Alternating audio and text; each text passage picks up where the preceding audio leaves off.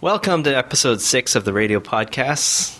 Today, we talk to Adrian, Cano and Curtis Wickham. And we have Maritoni here to update us on what's coming up. Maritoni, have you talked to Adrian and Curtis about their movie that they're making? No, I haven't. What is it about? They're making a movie called My Best Friend's Birthday. Very interesting. I don't know too much about what it's about, but they're going to actually show it at Cineplex. Really? Which is huge, so you'll hear all about it in the podcast. That's impressive. Yeah, and we totally geeked out during the podcast because we talked about film and how different directors have different styles, and we talked a lot about trunk shots. You know what trunk shot is? No, what are trunk shots? It's when you have a scene where the perspective is from like inside a trunk. Oh. Like in Pulp Fiction, a lot of the Tarantino movies. Do you know what else has lots of trunk shots? No, I don't. The movie Dumbo. Yes. Okay. So, Maritoni, what's going on in your life? Nothing much. It's almost spring break, so... Yeah. You looking forward to that? Yes. Yeah? Yeah. Good. I'm looking forward to it. I need the break. Yeah. A lot of students do, too. For sure. So what's coming up? So, right now, before spring break at March 9, we have our senior boys going to provincial. And there's also course selection on March 10.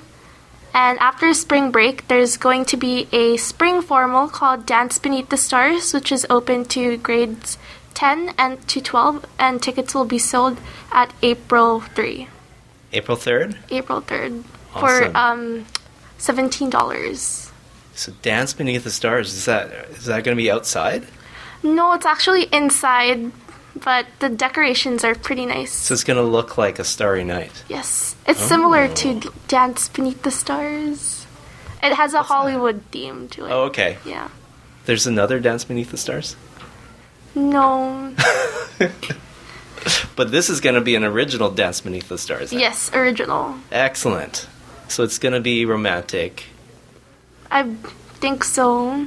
Excellent. But people who don't have any romance in their lives can still come too. And find some romance. Yeah. And I'm looking forward to the basketball. That's going to be great. We have a great team this year. Yes, they're very great. I heard they're playing St. Pat's on Wednesday. Yes, at the Langley Arena. LEC, whatever that stands for. Yeah. Yeah. Great. Well, great talking to you. Okay. Yeah, great talking to you too. Welcome to the first podcast for you. Thank you. I hope to be coming here more soon. All right, take care. You too. High five. Bye, Raiders.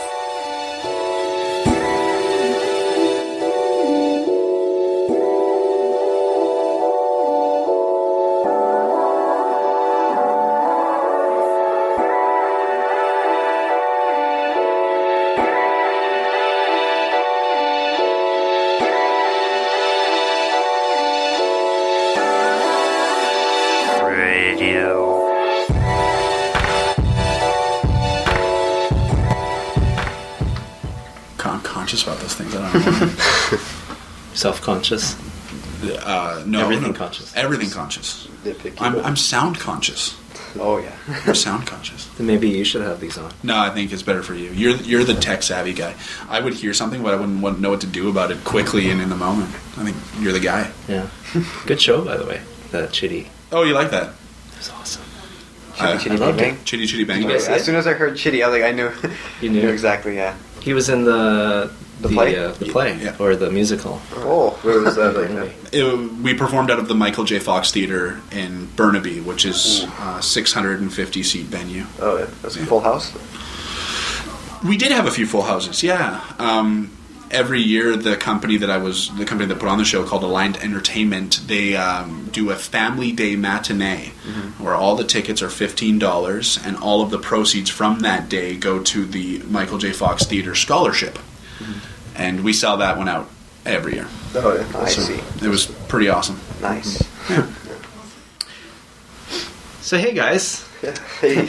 Welcome to the podcast. We've got Mr. Turpin here. What's up? And today we have Adrian Cano and Curtis Wickham. Hey. And they're going to talk about, I guess, Adrian, you're going to talk lots about movies. And Curtis, I guess you're a huge movie fan as well. Yeah, a little bit. I've gotten a lot from Adrian, at least. But the big news, I guess, is you have a movie coming out. My best friend's birthday. My best friend's birthday. Is that like my best friend's wedding? A little bit, but just a tad bit R-rated a little bit more. Oh, already a little bit more. You know what the cool thing would have been if you would have cast Julia Roberts? If only. If only, yeah. If only. No, we have a Julia Roberts at this school. Oh, her. So how funny would that have been if you could have put Julia Roberts in my best friend's birthday In the marquee. and then that would be on the marquee, and people would be like, "Oh, it's a sequel to my best friend's wedding with Julia Roberts," and you're like, "No, it's a different Julia Roberts, and it's a completely different movie." But that would have been a neat, like, it would have been very ironic. So, you mentioned that this is playing at the theater. How did that? Cineplex Odeon. It was. How'd you get in there? What happened was that after the script was made, I wanted to make, because like the original idea was just iTunes, Hulu, Netflix, and then like all like the online services, hit those first. Mm-hmm. And then I was talking to Keenan, and he was like, "How about we just try to go for the theaters first? Like, try to hit big like on the first try." So he talked to the manager first, right? And then he called me about the day after. He's just like, "Okay, so we have a slight chance. The thing is, we have to do two things. It has to be done like 2 weeks before April 8th, and then once it releases, they have to see it to see if it looks, like professional, like it's usable in the theater. But there's no promises that I can like blow out and like worldwide release or anything. Uh-huh. So it's only just like it's like an indie movie just in that one theater." And it must it gets a lot of like views and stuff. Yeah, revenue and money. Because like we also found out that theaters, they make money off of not the tickets, but they make money off of the like the popcorn and the drinks. Right. So it's like the revenue will go to us, but like the food, that's where. And he persuaded them a bit. It's just like because we have a bunch of like high schools like Delview, us for example, ND, Sands, friends from everywhere, high schools. We have a lot of people, family. They love to go see it.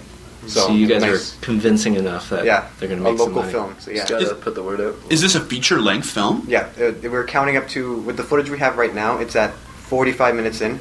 So we have. I'm guessing because looking at the script and estimating, it could come up to about an hour and 45, That's perfect. Wow. or even So like does- hour and a half, depending on how the final act goes. Because the final act is only like 30 pages, so Still a lot of filming to do. There. still a lot. And the Wow. editing is like, it's it's murder. It really is. Like putting it together is easy, but like as you said before this podcast started, the sound is absolutely horrible. Because we filmed one scene at the Dairy Queen. It was Curtis, Keenan, and another girl named Sam, and they're supposed to be doing a conversation scene. And the thing is, like the sound, they sound great, but you can hear the kitchen staff and people, like you can hear like the clanging of metal, and it was like, ugh. So like Keenan had to really get in there. And we have another editor named Javier Sidhu. He goes to VFS right now, and he's doing sound editing, and he's like, it's really hard. Like we're gonna have to like reshoot it and maybe be farther away because we're pretty close to the actual kitchen place. So Have you considered doing ADR? ADR. Well, we want to keep it a little low budget, not too low budget, because we already spent a little money on a camera. Yeah. Yeah. So What's ADR? Additional dialogue recording. So if you're, and they sometimes do this in Hollywood. I know it's very common in cartoon voiceovering. If you shoot a scene, you get it back to the editing room, you review it, and you realize, the scene was perfect, but the sound is just not very good. What you can do is you can take ambient sound and bring the actor into the studio, and what they literally do is they re-record their dialogue over top of themselves. So they're watching a feed of the video, and they're saying their lines into a microphone over top of themselves so that it's synced up perfectly. Mm-hmm. And then you crop that into the shot. And it happens a lot in cartoon voiceovers. Usually for shows like The Simpsons and Futurama, Family Guy, they'll record all of the dialogue first, and then they'll animate. But when they're animating, if they say, we can't fit this word in, it's too hard, or we need to change a line, then they'll finish the animating, and then they'll take the cartoon back, and then they'll have to re-record over some of the lines. And then at that point in time, the actors get the opportunity to actually speak to the cartoon. So as they're watching it, they're trying to synchronize their lips with what's going on, and they call that ADR, additional dialogue recording. Cool. So I guess at the time of recording, it's good to have several tracks of what's going on. Oh, absolutely. But perfect scenario is live. Yeah. If you can capture it live, it's probably at its best. But ADR is a good very backup. helpful. Yeah. Yeah. So how did this idea start? I mean, you obviously didn't start by going to Cineplex and saying, "Can we show a movie?" No, you, no. you had to have something, Like right? the writing part of it? Yeah. Okay, so what happened was that originally I was writing a movie called American Bad Boy. He remembers this. And the story of that one was supposed to be a college student. And what happens is that he's a party goer, he's crazy and all that.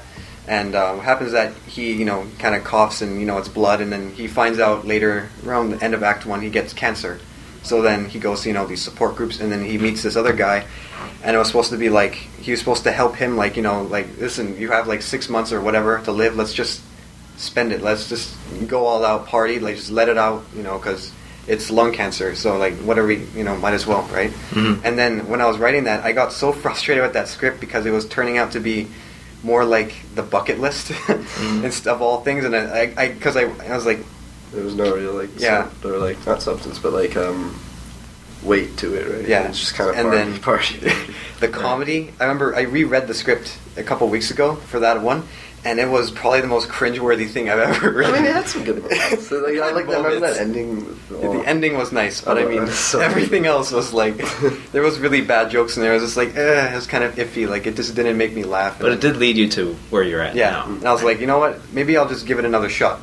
So I changed the characters around, and I was like, and then creative writing class, Miss Under in grade 11, she was saying something. It was it went along the lines of some of the best stories are the ones that are based on a true story. The ones that are I'm even you explained, Mr. Turpin explained before about the church and the little boy with the cross.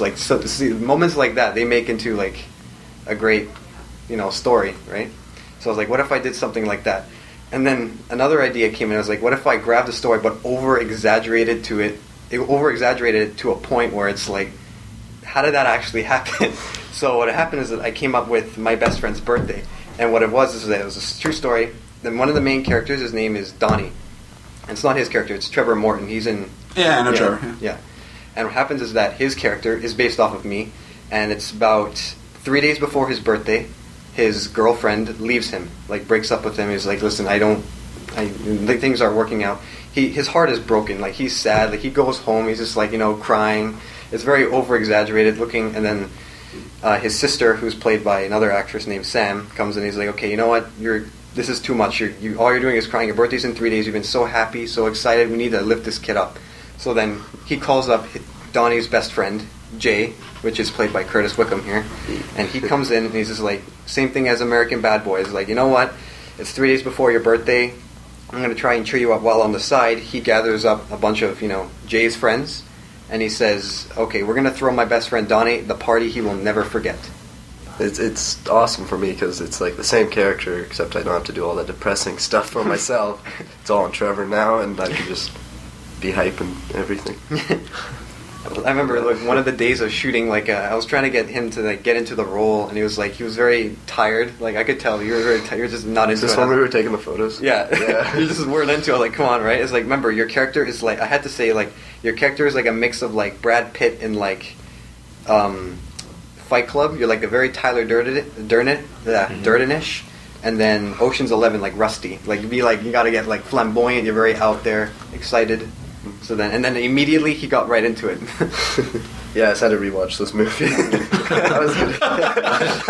What does he mean by that?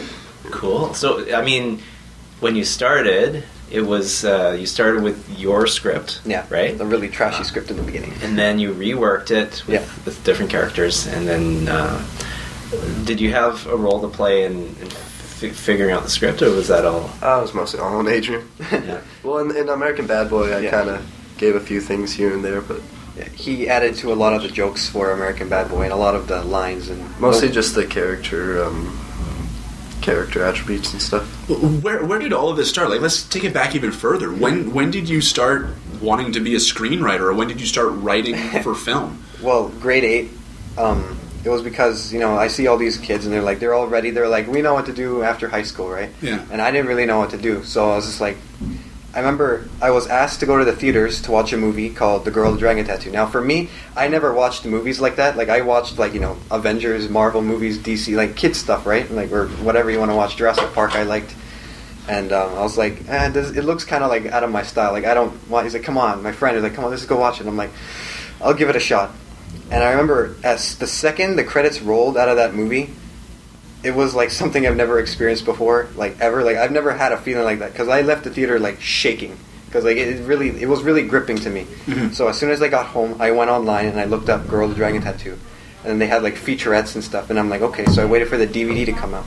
I bought the DVD and then I had the bonus features, and I really got into it. I was like, looked up the director's name and writer, David Fincher. I'm like, okay, like what else has he made? I was like, Fight Club. I watched Fight Club. I was like, oh, Seven. He watched Seven, and then it says like recommended. Pulp Fiction. Oh, what's this? Taxi Driver, which is my favorite movie of all time. Oh, Martin Scorsese. Okay, and then I saw it kind of spread out. And then when I was in grade 10, I was like, I kind of want to do directing and writing.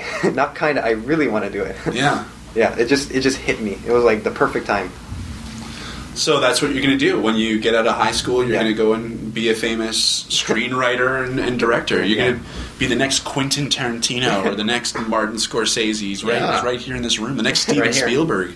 Although Spielberg would probably be more into that kid stuff category that Adrian mentioned before. Well, Jaws isn't kid stuff. Like No, He's had some good stuff. No, but I know what you mean, like that kind of darker, edgier side. Because I've never experienced something like that before. Yeah. And then I just started. Taxi Driver was like a big opening for me too, because I was like, it was just for me. Like now I call it more than like a movie. It was like kind of like a character study, like just seeing someone suffering from post-traumatic stress, and then like them taking it out on like the gangsters and the people, like the bad guys, and the way he does it, and like the love interest in the movie, like it was just so perfectly done. Like it just. Did you fall in love with Jodie Foster? I did. You're not going to go kill the president, are you? No. Okay, no. good. I love that scene though. Yeah. Like he's got like the gun, and he's like, Yeah. the guy sees him. The contraption. Yes. Yeah. Yeah, amazing. You know that story about John Hinckley Jr., right? No, what story?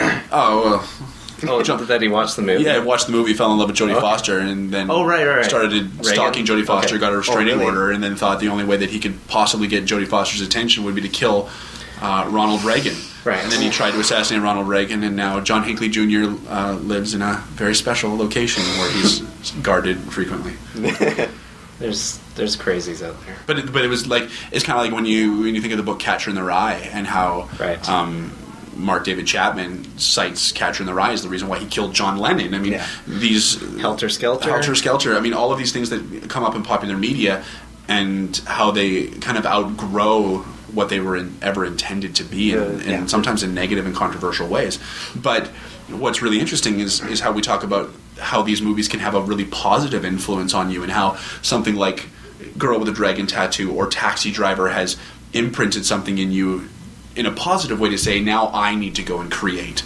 And that's where your stimulus has been, and this is kind of the genesis of your journey as an artist, and it's really, really cool to see. Really cool to see. Yeah, that is cool. And you saw that was the remake too. Yeah, that was the remake. Yeah. Right, because it was done in Swedish first, right? Yeah.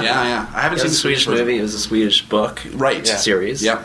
And the author, I think, passed away before the movie. Oh, really? Yes, before the movies came out, but someone has taken it on, and they've actually come out with a fourth book now. Right. Oh, Is it like a ghostwriter, or is it like just a whole new author? Whole new author. There's a new author. New author, yeah. I see. Yeah. Which could be interesting. Yeah. Could be interesting. Different style, maybe. Yeah. But who knows, right?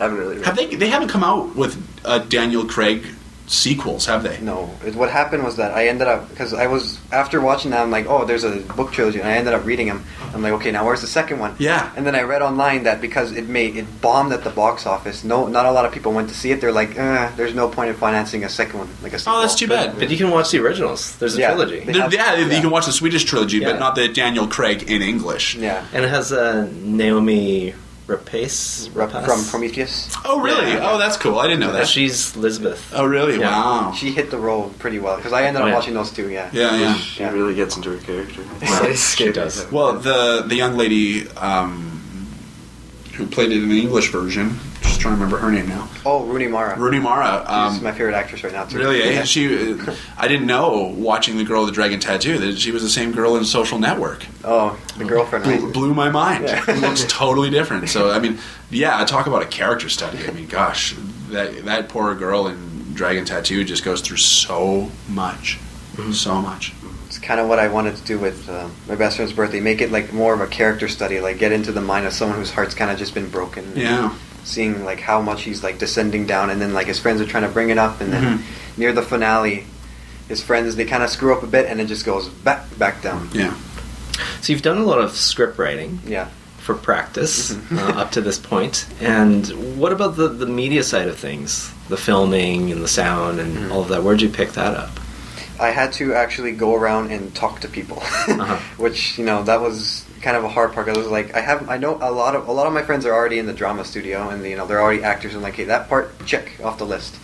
And I'm like, writers, okay, me, check, okay, me, check. And then I'm like, okay, now editors. Crap. So then I had to start asking around. Like Keenan, he was the first one who popped up. He was just like, yeah, I do editing here and there. I'm like, oh, perfect.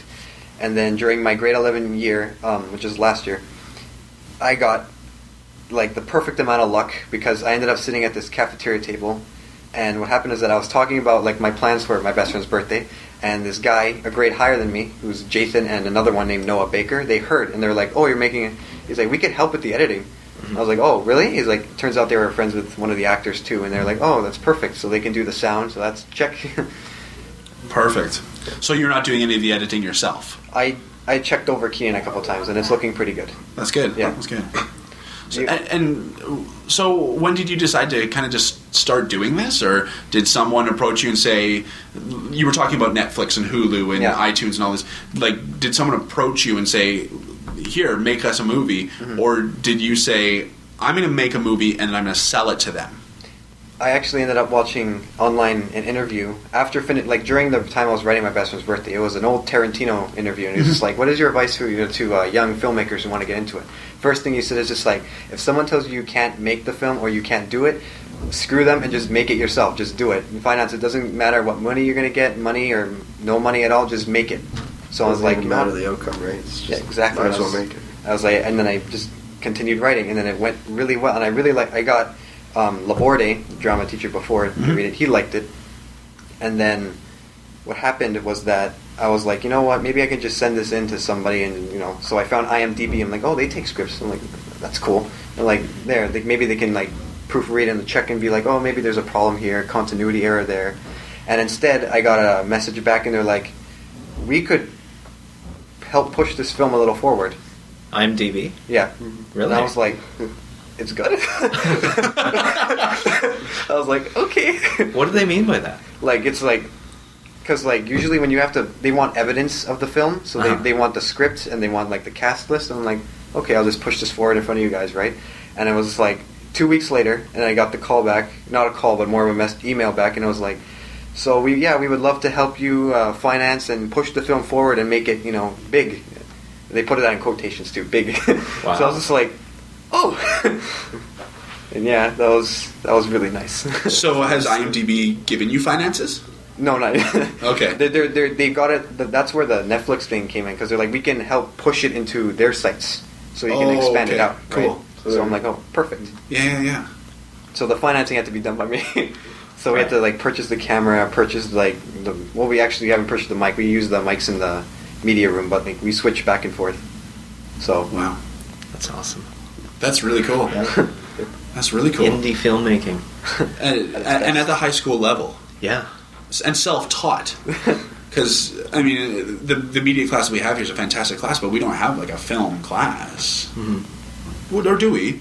Noah teaches a film class. Troy has a yeah. But I guess like short film, like combining script writing, right? With that that could be our next thing. Yeah, why are we not doing that? Why are we not doing that?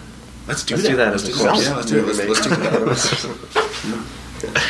that. That's our next collab thing. That's our next collab thing. Yeah. Well, that could be part of immersive learning. Yeah, that's could be. Yeah, it will. So, you mentioned Tarantino. Yeah. You mentioned some pretty big names. Scorsese. Best eyebrows in Hollywood. Totally. Right. Following this kind of work reminds me of who's the guy who did El Mariachi and Desperado? Robert Rodriguez. Yes. Didn't he, like, with El Mariachi, he hardly had any budget? Yeah. Right? It looks like a low-budget film. but it just blew up. Yeah. So that's an example of, I mean, he's a guy who often says, just go out and make it. Yeah. Right? You've got a good idea, some good talent, just make the film. Someone finds it and likes it, you know. Snowballs from there. Never know what might happen. Yeah. So what are you, like, obviously as a filmmaker, you've got some influences from watching all these films. Yeah. And each director seems to have a certain style. Yeah. Like, what would you say your style is? What are some of the shots that you like, and what are some of the things that, I mean, you're still just starting at this point, but what are some things that you've Well, I kind of influenced a lot from the Tarantino kind of look. I'm not like trying to imitate him or anything, but like at one point I asked, like, if you watch Tarantino's like Reservoir Dogs or like Pulp Fiction, Jackie Brown, anything, he always has this one shot where it looks like it's from the bottom to the top, and he calls it the trunk shot. Right. We took it literally, or I took it literally, and I actually got in the trunk of the car when they open it, so I'm there to get the shot in, and it worked, and it was like surprising. Like, it looked kind of ugly at first, it's like then I gave it to Javier, and he beautied it up, and it looked really nice, and I'm like, that perfect. I don't know, I have an obsession with like the bottom to the top shot, like the trunk shot as he calls it. Well, it gives it a different look, right? Yeah. I mean, there is a trunk scene in Reservoir Dogs. Yeah, when they open it up and there's a guy in there. Yeah, right? I did the exact same thing. Yeah. It's all about perspective with filmmaking. You have the opportunity to really live in someone else's eyes, and from whose eyes or from whose perspective do you want to view this from? And there's something really beautiful about that. Yeah, and I think you talked about trunk shots. Yeah. Like if you watch Citizen Kane, Orson Welles' work, I think that was the first film that actually featured a ceiling in the set. Like before that, they would film it like straight on, people in a room, almost like a sitcom. Yeah, that was the first film where they actually had to build a ceiling. Because I didn't even know that. That's really cool trivia. He actually dug into the floor, so there would be like a hole in the floor, and these actors would be walking around, and the camera would be underneath the floor, so that they could actually, have that perspective from underneath. Well, the tricky thing about that is, of course, lighting. You know, and if you're in a soundstage with a set that is just the walls and no ceiling, you can do anything you want controlling the lighting, but as soon as you put that ceiling in there, you're incredibly restricted. So especially if you're looking up. Especially you're looking up, lighting, especially because the films were like black and white at that time too. But you're not filming on a set, I imagine. You're filming on location. So you have to deal with whatever lighting is available to you. Do you carry equipment around? Like, can you do your own artificial lighting? We do lighting inside. When we're filming inside, we kind of use the lighting. With Dairy Queen, that was the location I was talking about with all the loud sounds. We had to use the actual lighting because I doubt they would let us walk in with all the lighting and everything set up. Yeah, of course. Yeah, that, and I called the day before, and they're like, you can't film in here. And I already promised the cast, I was like, let's just go anyway. So we ended up filming in there for a good hour. They somehow didn't notice, and they're like, okay, let's get out of here before we get kicked out. Wow. So some guerrilla filmmaking. Like Bowfinger. We had to refilm the shot too, because at one point, we had a perfect shot, and it was like nice. We went through it, and we're like, oh crap! And you can see the Dairy Queen logo too. So we had, and I know they wouldn't like that, so we have to cover it up. Yeah.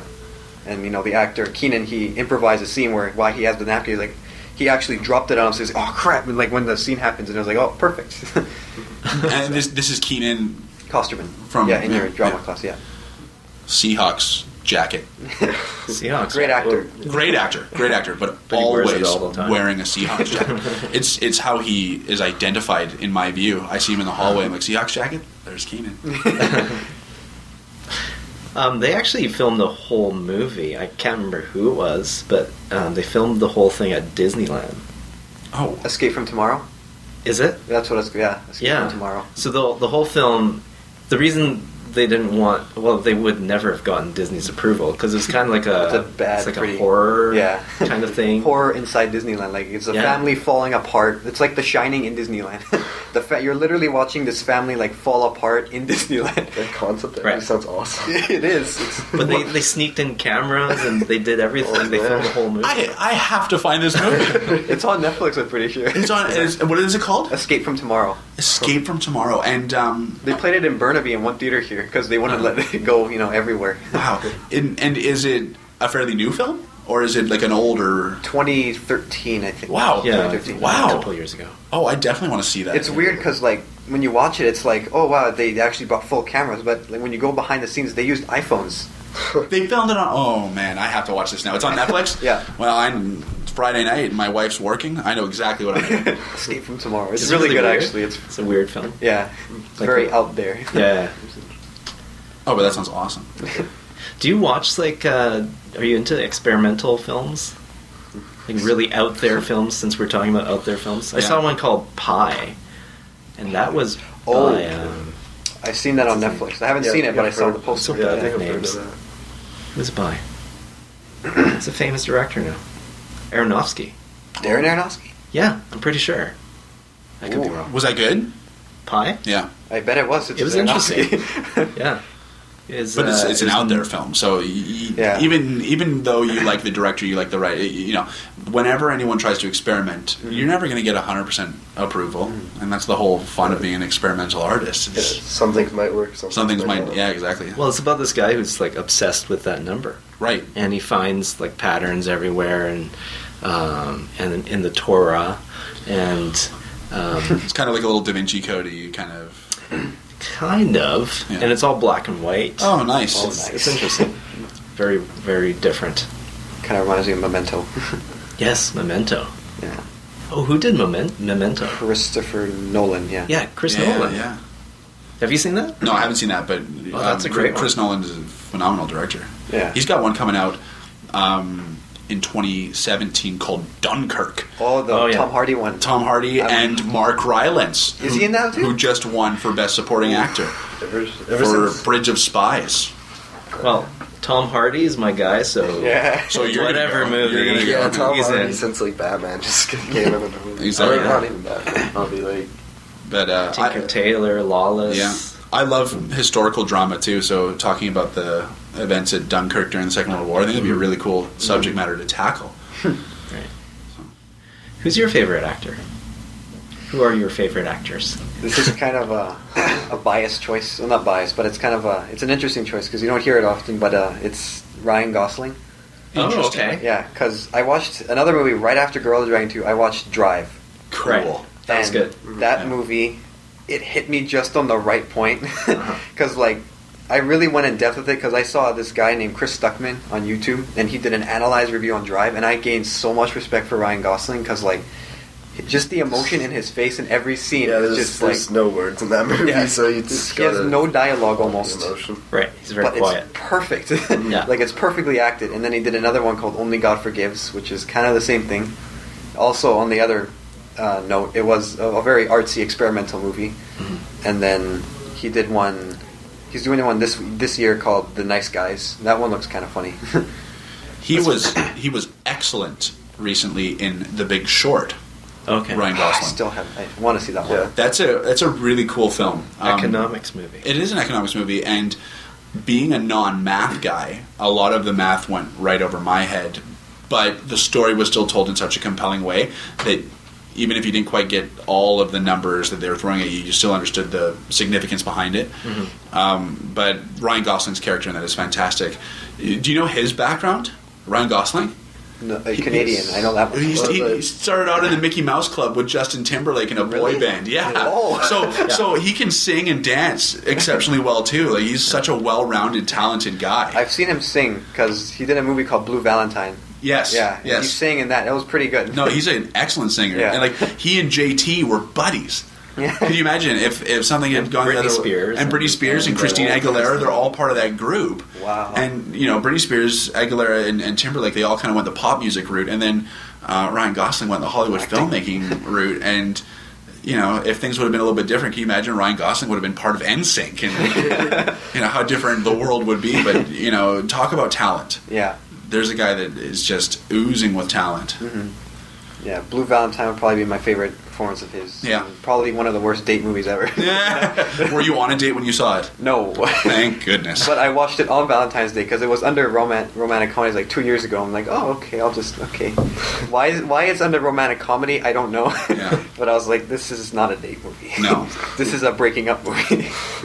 You know, I think Drive has a trunk shot as well. Yeah, it does twice. So I think he's into trunk shots. Trunk shots. Any movie with a trunk shot. But you know what, Mr. Kong, you kind of like trunk shots too because you can remember that. Yeah. Yeah, I do. Yeah. I like that shot. But not just from a trunk. No. I also have an obsession with the Spielberg oneer, where like in Jaws, like it's just the one shot on the boat, and it was just like 6 minutes of them talking about like the shark that's gonna take over destroy like the festival they're having. It's just a 6 minute shot, and it's just moving constantly because they're on a boat. So Right. there's always something rolling around in the background. You have the Yeah. characters constantly moving, and yeah. Wow. It's been a long time since I've seen Jaws. Yeah, me too. I need to watch that one again. That freaked me out when I saw it. I was young. I wasn't. Well, I mean, if you count 15 young. But by then, because I'm younger than that movie by a long shot, I already knew that the shark was fake and all that kind of stuff, so it didn't have that much of an effect on me. But You saw it at Universal. I Oh, did boy. see it at Universal. That was really cool.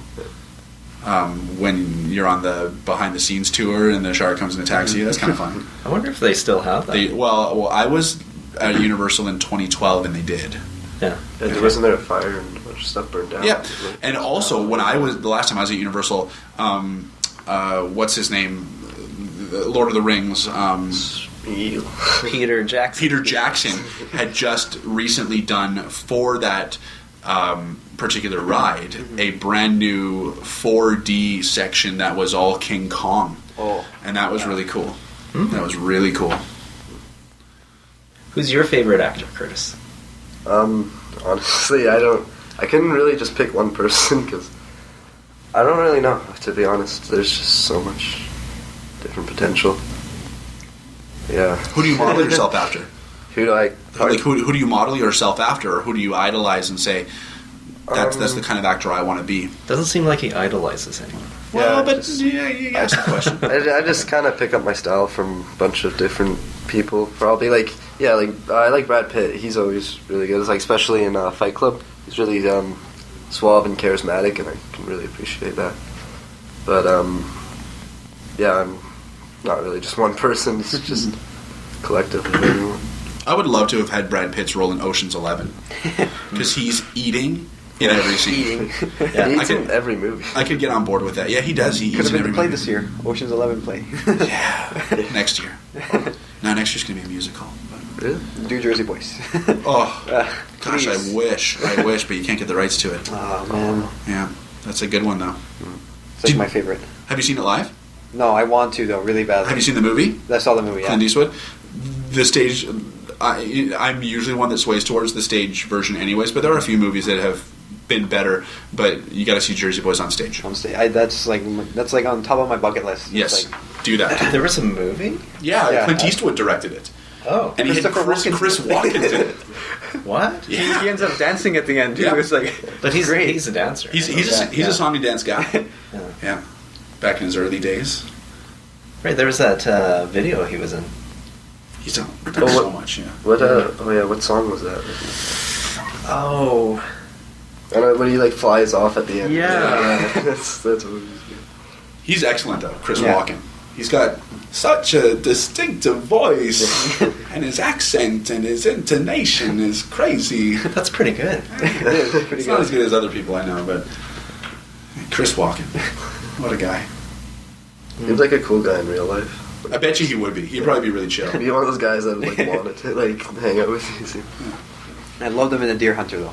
Well, that's, Oh, yeah. that's his Oscar. That's his Yeah. Oscar right there. Yeah. Deer Hunter, that was such a good movie. Yeah, it's going back a lot of years. De Niro, Walken. That was like, That was a great movie. I think they call that the silver age of Hollywood. So Yeah. right. Yeah, because the golden age is kind of everything up until the 1950s when they broke down the star system and the studios all changed. And then you kind of have this little dip, and then you kind of get into what they call the silver era when you have the Godfather yeah. trilogy comes out, and guys like Pacino and De Niro and Dustin Hoffman, Jack Nicholson. That's when this generation, Chris Walken, they all kind of come to prominence, and now they're all old. And who's coming in, and who's going to be that next generation? And what do we call that? Will that be the Bronze Era of film? I don't know, but I think that moving in the direction of art films is a really good thing. I want to know what you guys think of I guess what they're calling the era of cinema that we're in right now is kind of the era of the sequel. And I'm curious to know what you guys think of that. Like, Curtis, you want to start that? Yeah. Yeah, well, it seems like nowadays everyone still knows all those classics, right? Like Godfather and everything, and they're always the top films. I don't know, of like the era, I guess, but they're coming out with a new Ghostbusters film. Apparently, the trailer came out yesterday. I haven't seen it yet, but I've heard it's not good. Yeah, I didn't really have hopes for that, to be honest. like everyone seemed cool with it, and like it was the whole idea of it seemed cool, but like it just seems kind of like a cheesy thing. They were just like, let's get all these new age funny actresses and all from Saturday Night Live. Remake it pretty much. Yeah, and they are funny actresses. I mean,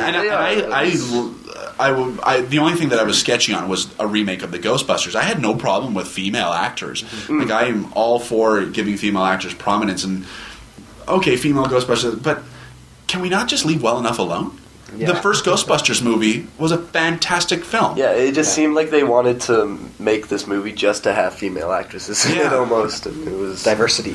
But is there not an original film we could have come up with that maybe 30 years from now we'll be saying, don't make a sequel of that movie? Exactly. Right? Like next year we're getting this made a lot of people mad, including me especially. They announced a remake for 2017 for Memento. What? Why? There's so many remakes. There's that coming out. No. How could they? Yeah, I'm sad now. We're getting that. No. Yeah, are they going to make a remake of The Godfather? Actually, no, they will. It seems like they're running out of ideas. November of 2015 marked the 30th anniversary of the first Back to the Future film. Oof. And Bob Zemeckis has been very firm in saying that in my lifetime there will not be a Back to the Future Part 4 or any kind of reboot. It's done. It was great. We made 3 movies. It's over. And I really respect that. You know, and I love those movies. Yeah. Very, very good films. So it's time for some new ideas. Time for some new ideas. Coming from you guys. Exactly. Yeah. My best friend's birthday. Yeah. 2016. When is it going to be available? We're going for a April 8th release. April 8th. Friday, right after the dance. Nice. Right after the dance. Right after the dance, you head over. Are we going to get posters and stuff? We're getting a poster edited right now. Excellent. The moment, so that's good. Yeah. Because I mean, the putting a movie in the cinemas is one thing, but getting people to come and see marketing is going to be a whole other adventure. Oh yeah. And getting the word out, getting bums in the seats, and we got to do that. How are we going to do that? I mean, everyone that's listening to the radio podcast is going to come. Of course. The 5 of you. Yeah. Yeah. Hopefully. There's got to be like 6 or 7 at least, right? Guys, don't walk out on me now. But yeah, like what other things are you planning to try and get people to come out and actually see this? Well, I have a friend, obviously, at 2 different KPU, and then another one at the Vancouver Film School, which is Javier. And Noah, he's not in college. He's kind of just he's freelancing. But yeah, they're gonna put posters around their schools and like spread the word. So that's a good thing. So I'm sure Cineplex takes a cut. Like, yeah. How does it work out? Well, from what I heard, it's just like the concessions they make the money from, and it's the tickets they always like send it off like the money. So I'm guessing maybe we cut it like half, because like tickets are like what, $11, $11.50. Mm-hmm. So I'm guessing we cut it like 60-40 or 50-50 either way. So you still have to negotiate with them? Yeah. Is that you? Yeah, that's me and Keenan. I see. Because he's got the voice. He knows how to. He can persuade. Is there a trailer that's available? We're having a trailer edited too. Oh, excellent. When is that going to become available? We hope by halfway through this month. So like maybe the 16th. So during spring break? Yeah, maybe the 18th or 19th. Fantastic. Yeah. Because, I mean, I'm a sucker for a good trailer. Oh yeah, That wets the whistle, and let's go and watch for this. sure. Yeah. Some trailers are better than their movies. That's a lot of speculation about Ghostbusters. Transformers 4. Well, I didn't like the trailer for Ghostbusters. To tell No, you the but truth. my brother said, and he's a bit of a Ghostbusters aficionado. He says, I think the best moments of that film were in that trailer. I'm like, oh, good. And he's one of those. They spoil everything. Good trailer that I saw recently for a film that I'm quite excited for, and it's been a long time since I've been really excited for this style of film, is Zootopia. Oh. The trailer that they had with the sloths. Yeah. I think Hilarious. I actually peed 3 drops. I laughed so hard. I actually read multiple reviews early. It's got 100% on Rotten Tomatoes.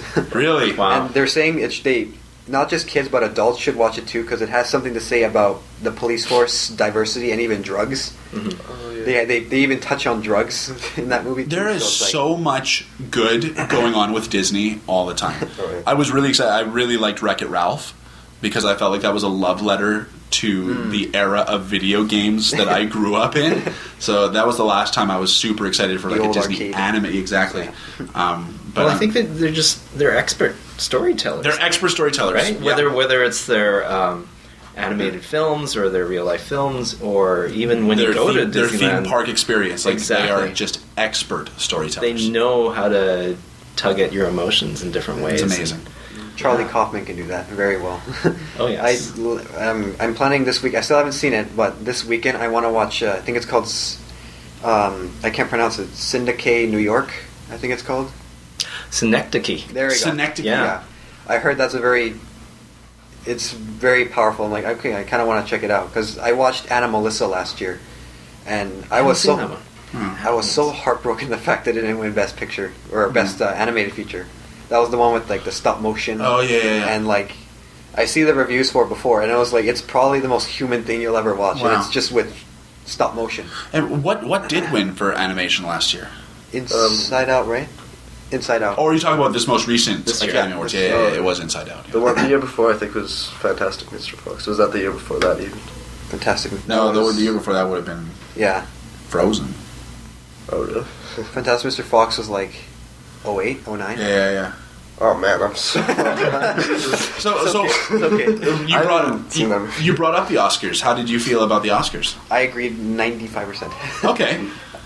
I might be the minority here, but I really wanted either Ruffalo or Stallone to win for supporting. What?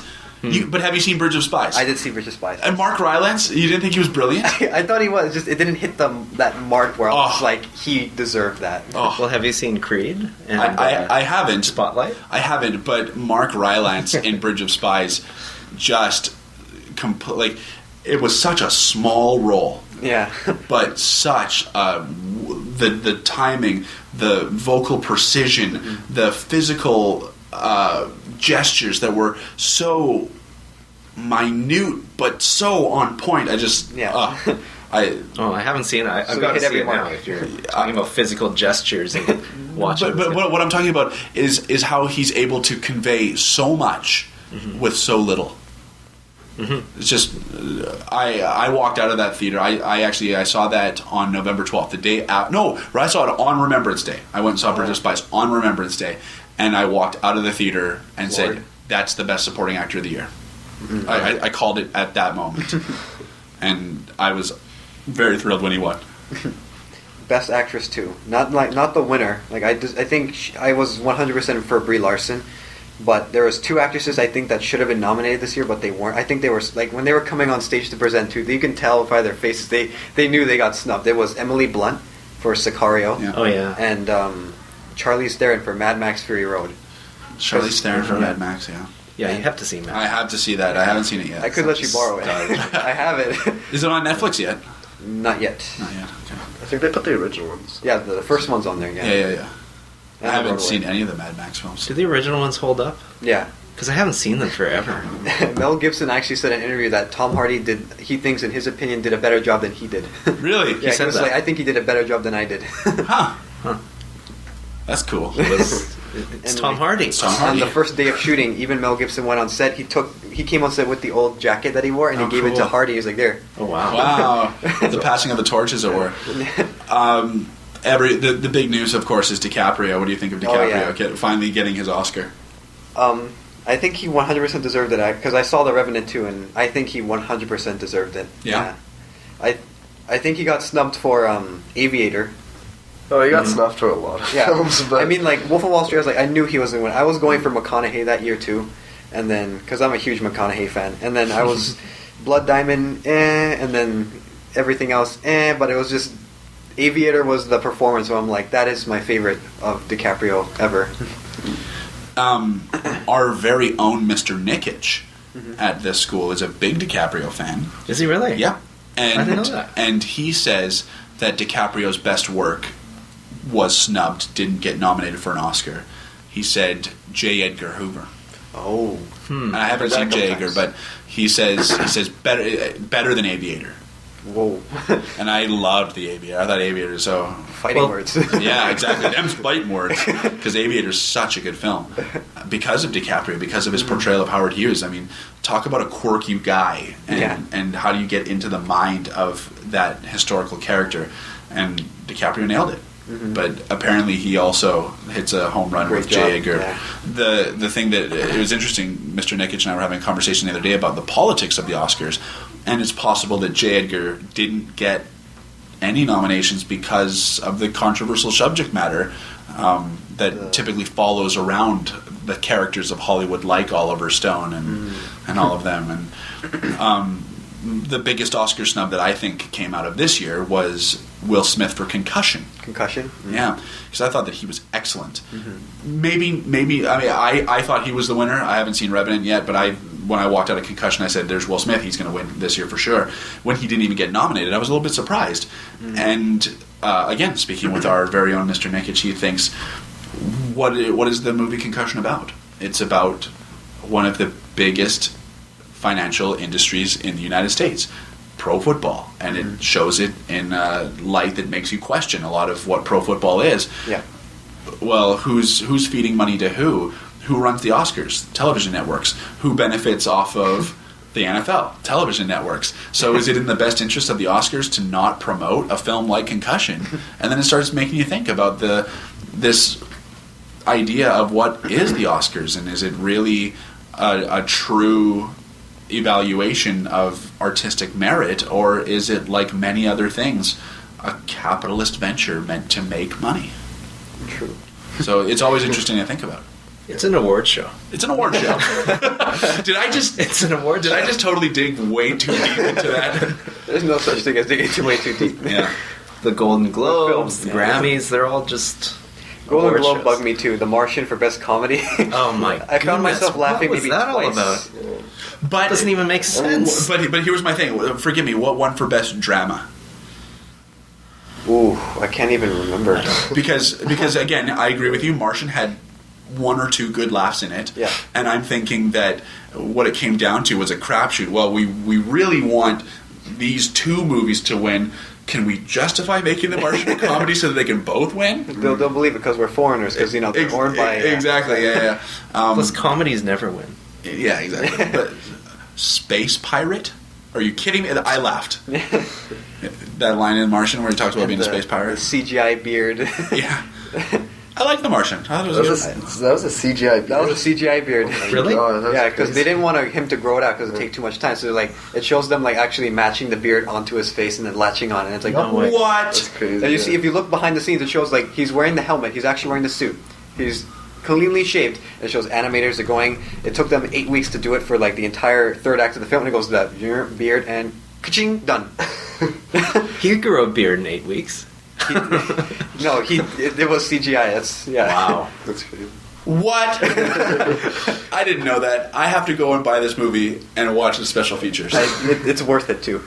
See, here's another thing. How do you feel about Netflix and Hulu and all these? Like, I know maybe they'll listen to this podcast. So you don't want to down talk them because they're good. They're providing for me. Exactly, they're providing for you. But I'm still a big collector of the DVDs or the Blu-rays because you get the special features that you don't get on Netflix. Blu-ray is like, I have this huge collection of like all of my favorite movies, and it's like right there. And I just because I don't want to rely on Netflix all the time because sometimes sometimes they take things off. Disappear. Yeah, and then like the internet could shut down. And like, okay, well, what? Oh, Blu-ray, pop that in. Exactly, it's always there. You have it. You have a hard copy. It's good to go. But I love special features, and as a person who's into filmmaking, I'm sure that you do as well. Yeah, and I almost wish that Netflix would have the special features available. Yeah, I wonder why they don't.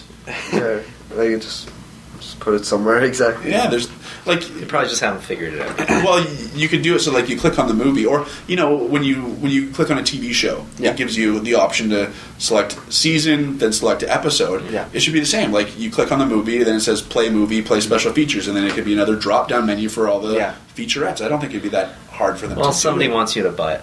Somebody wants us to buy it. I'm going to go and buy the Blu-ray. There's still got to be that like push to the movies still. Maybe Exactly, they're just trying to keep that solidified that movies still need to be bought for some reason. I think The Martian will be a purchase. Oh yeah, I definitely. think that's a good enough one. So what else is in your collection of your favorite movies? Yesterday, I ended up buying Dead Poet Society. Oh yeah. Oh, Captain, my Captain! I know. Grade 8, actually, in grade 8, not grade 8, grade 9 English. I start that with Abby, guys. I think you were in my class, English. You might have been. I we were watching it in the class, and then when the movie ended, we all stood up. Oh, Captain, my Captain! Do they have a version for the stage? They must. I haven't looked into it. That'd be good. That would be a really good one. That'd be a good one. Yeah. But how do you cast the polarizing Robin Williams? Like how do you put someone else in that role? Especially a high school student to play a teacher. Yeah. Well, mind you, that's what we're doing this year. Yeah. We're doing To Sir with Love, which is Sidney Poitier. No big deal. No big shoes to fill there. Is that In the Heat of the Night, Sidney? Sidney Poitier, yeah. Okay. Same guy. Yeah. Okay. They call me Mr. Tibbs. He's got so many good films.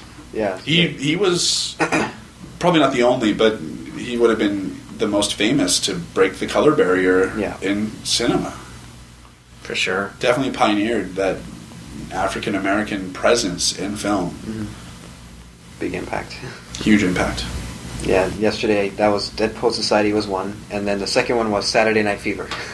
I had to. Travolta. Wow, what a complete opposite selection. Because I picked, there was nothing else at the thing I had. I looked at the bargain bin. I'm like, oh, Saturday Night Fever On Blu-ray. Blu-ray, yeah. Nice. You know they made a sequel. I didn't realize this. Yeah, but it was I saw called Staying Alive. They made a sequel and it was a huge flop. It's terrible. It can't be any worse than Grease 2. Talking Grease about too. Michelle Pfeiffer. Oh, that movie is appalling. I love Grease. I think it's got its problems, but it's one of those things that you love it anyways. But Grease 2 is atrocious. It is atrocious. Is it Jack and Jill atrocious? The Adam Sandler, like wow. Now you're asking for a big question here. But I don't know. Have you seen Grease 2? I have not. Stay away from it. Well, no. Okay. Stay away from it. No, I say this. You're going to make him watch it? No. I say this as a theater person because I hold this to be true about seeing plays, and I think the same could be said about film. You can learn just as much from seeing a good play as you can from seeing a bad play, and I think the same would be true for film. So watch Grease 2 because it's bad. Know that it's bad going in, and then you learn something from that. And say, any other suggestions of bad things to see? Con Air. Come on. I just had to love Con Air. Well, it depends how you go into to watch. If you like over the top action, it's just totally over the top. Yeah. You're going in for the Was that like one film that I've never seen because of a phobia, but I probably should sit down and watch it, is Snakes on a Plane. I am deathly afraid of snakes, but I think that's one of those movies that would be like that, where nothing happens except there's snakes on a plane. Or Indiana Jones. You've seen them all. Oh my goodness! But those moments I like cringe. Oh man! But snakes on a plane, like that's when the word snake is in the title like that, and it's going to encompass the whole film. I'm not sure if I could do it. Anaconda. So you're afraid of snakes? Oh, deathly. Oh, good. No. Now I know. Good. No. Don't Now use I know. Yeah, but don't use the power for evil. Don't use the power for evil. No, it's funny. I spent a lot of years working in the aquarium, and I've seen a lot of snakes, but I did Still can't do it. Can't stand them. Can't. Oh, they freak me out. I can't do clowns. That's why I will never watch it. Clowns, eh? Clowns. So, do you avoid McDonald's at all costs as well? That's why I go through the drive-thru. Fair enough. I think Ronald McDonald is my own personal chef sometimes. It's not a good thing. I was like 4 years old when I accidentally watched it. Oh, you know, so you've Yeah, seen so it. I was like flipping, and the controller just wouldn't work. I'm like, okay, I'll just leave this here. And I was like, just in awe, like, oh god, like this, like the scene that scarred me the most is when he's just in the sewer, and then You're talking about It, right? Yeah, Ronald he comes up McDonald. and he sees the kid, hey, and I'm like, nope, I'm done. That was a Stephen King one, right? It was. Yes, that was freaky. Same with Jaws, just a bit. Not the shark. It wasn't the shark. It was a certain scene that scared me. It was the scene where they're diving underwater. They see the ship, and then the head pops out of like the headless guy. That scene always scared me. It still scares me to this day. It's not easy to make a good horror movie. Oh, like I've seen a lot of horror movies that are just gore, and I'm not into that. Or hack and slash. Yeah. Something like Scream or I Know What You Did Last Summer, where it's like, I know where you are. Oh my god, he's gonna come in here and kill me. You're in the house alone. Like that doesn't scare And me. then there's blood flying. Yeah, but for me, I think probably one of the movies that has scared me the most is Stanley Kubrick's The Shining. Oh, for sure. Because it's the psychology of it that when Jack Nicholson's character is literally going nuts and they're alone in this abandoned neighborhood in this huge hotel that's snowed in the middle of nowhere. Oh my god, that one freaks me out. Have you ever? Little change of topic, but you've seen Toy Story before, right? Yeah. You know Sid's house? Yes. The carpet is the same as the one in The Shining. That's. But see, that going back to Disney, that just shows the brilliance of Disney. Yeah, little things like The that. exact same. You showed me that one too. It was the exact same Oh my carpet. God. Wow, the detail that Disney does. It's just that's crazy. awesome trivia right there. That is super good trivia. I'm gonna have to watch for that now. The Overlook Hotel. And then with horror, for me, I remember going on a 45-minute rant on horror movies today because there's just something missing that like movies like Halloween had it. It was just like because now when you watch horror movies, there'd be like a scene where like let's say there's like one person, the music is silent, there's nothing happening, just walking. And then someone would pop up and go like, boo! And it's just the best friend. And then the editors, and like in post-production, being all sneaky, they add like an extra, like a violin slowly playing in the background. Like a crazy sound effect. And it's like, was that called for? Yeah. Can you just like make it like a fake? Can you scare me? Yeah, like actually. Yeah. Like, there's a movie that came out this year. I don't think you guys heard of it, but it's called The Witch. I've heard of it. Yeah. I haven't. Yeah. It is probably the most terrifying thing I've ever seen in my life. Because it has no jump scares. It is just... It takes place in 1600s England, and it's about, this family. They get cast away from this village. And what happens is because one of them is like, it's like the gods, they believe in Jesus and all that, right? And it happens like, you're against God, so you're being vanished. You're not allowed to be near, because someone in your family is satanic. There's something going on. Right. So it happens that when this family, they move into this tiny little... like farm, and there's a witch in the woods, and it has a crazy twist ending, and what happens is that I don't want to spoil it, but like No, don't. I know, but like, But that sounds awesome. Yeah. it's Why have we not heard of this? I've heard of it. It's A24, and they're a very underground indie production studio. Like they made a movie that we watched called Under the Skin. Yeah, is that the art house? Yeah, Club? it's very artsy. How did you hear about it? Online. Yeah. Yeah. It is like. Critics are going nuts. They're like, it's probably the most terrifying thing you'll ever see in your life. That's what I hear. Like, I remember on the way there, I was looking at a review, and the first thing I said is like, it makes you feel like very uneasy. It makes you feel like you're watching something that you shouldn't be watching. That's the kind of horror movie I like. Yeah. Just the unnerving, whatever the sensation you get. That's unnerving. I don't like the. It's like you shouldn't. Yeah, but the witch cheap scares. Yeah, like the jump scares, like you said. Yeah. Anyone who's listening to this or just like in this room too, it's a must watch. Like this is coming from me and a bunch of other people. Like you can't skip this. It's horror at its best. And how can we access it? Is it on Netflix or do we have It's in theaters right now. It's in theaters right now? Yeah, it's playing at the Silver City in Richmond, Riverport. Okay. So, yeah, it's that one theater, so you can just go. It's still playing. It's a good date film. And it's my wife gets scared at Winnie the Pooh. Like That's why it's a good date film. no. She's not one of the. When she gets scared, she's not the one that's like. She'll hate you for it. Yeah, she'll hate you for it. It's not one of those ones where she'll like grab on, hold my arm, and be like, "Yeah, baby, don't worry, I'll keep you safe." It's the opposite. It's like, "I hate you." Except my wife doesn't sound like that. Another one too is the Babadook, if you've heard of it. I've heard of that too, but I haven't Babadook. seen it. That is it's an Australian movie. Same thing. It's got like like a kid, it's a family. The thing is, it's also kind of a character study because the woman, her husband, as it's shown in the beginning of the movie, her husband dies in a car accident while she's pregnant, she's about to give birth. They die in the car crash. Oh, that sounds horrifying. Except for her, and she still gives birth, and Oh, my everything's goodness. fine. Oh my gosh. And what happens is that you're literally watching this woman like grieving. It's like I hear people talk about like, oh yeah, it's like horrifying, which it is, but it's also like a very Disturbing, I guess. very disturbing and intense look at like grief and just depression, and it's at its best. Like it's not like where it's like someone's drinking constantly and they're depressed. It's like you're watching this woman like at work and she's like constantly having mental breakdowns. I'm starting to crack up. It made me cry, but yeah, it was like it's great. It's Wow. fantastic. Babadook. Yeah, that one's on Netflix too, actually. Okay. So, Oh, I got to see that yeah, tonight. it's Then. fantastic. Have you seen Mulholland Drive? I've heard of I've it. heard of that one. That's on my list There you too. go. You have to see that. That's on my list. one of the movies. There's very few movies that have done that for me, but we're at the end. It took me probably a week to figure it out Yeah. because watching it, It was very it's puzzling. David Lynch, Oh, and I've see where watched it's it. And you think it's going a certain way, Mhm. and partway through they actually go back from a different perspective.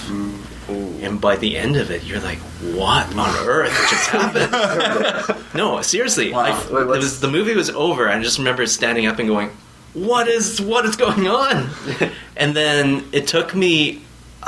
I kept dreaming about it. I kept thinking about it all day long, like every day for like a week. And then I put the pieces together. and I was like, "That's what it is." That's cool. bingo.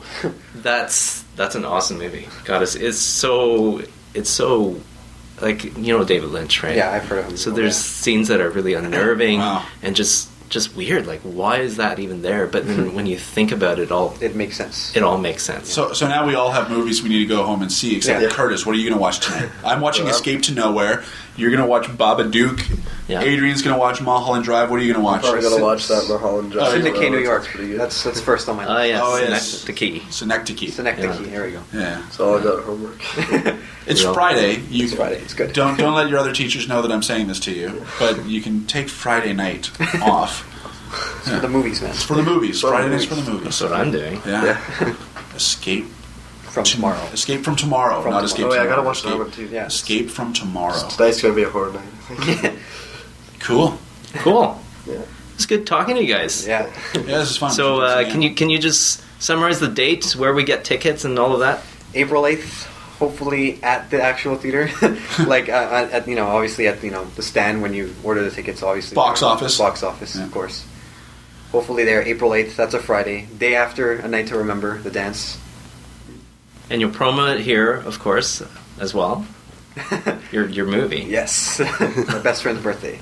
My best friend's birthday, April 8th, Strawberry Hill Cinema. 2016. What time does it start? I have no idea. Whatever you want. Stand by for more information. There'll be more information online. We'll post the information on the Send you the link. podcast website. Yeah. Tell your friends. Family. All that good stuff. And if you're not going to come and see it, then tell your enemies so that either way we have bumps and seats.